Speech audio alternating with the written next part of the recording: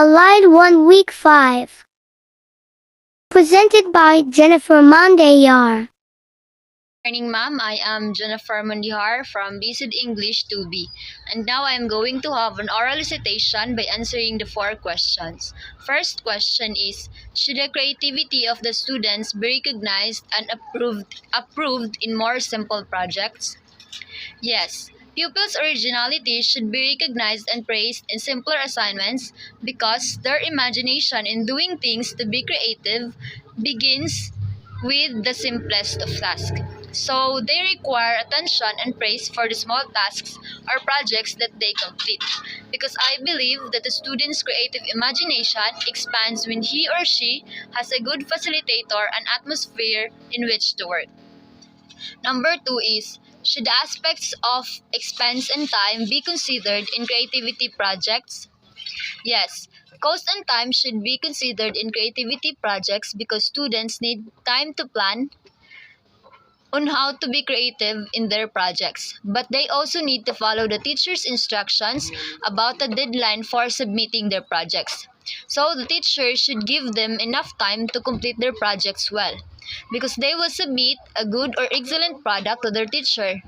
In terms of cost, students need not to be concerned because being creative does not entail purchasing expensive materials for your project. Rather, it entails using your creative to use items that are readily available in your surroundings or environment. Number three, in group projects, other members can ride on the creative talent of one or some members in a group. How can a teacher give proper credit to the more talented or creative students in a cooperative project?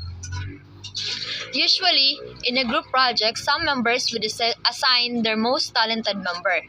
To me, it is not a good way to just let someone your team do the work or work of others because it is lazy. The teacher should therefore give appropriate credit to the student who is doing his or her job in such a way that the teacher will give him or her good grades in his or her programs, even though it is a team that the teacher should always be fair to students. A student who gives up his hardships and talent in doing his projects should get the credit he deserves. Last question is, in the group projects, other members can ride on the collaborative effort of one or two members in a group. How can a teacher give proper credit to the more talented and collaborative students in a cooperative effort, projects? In awarding collaborative projects, marks should not be awarded to a group only. There should be an individual grading systems for talented and collaborative students who qualify for the appropriate credit.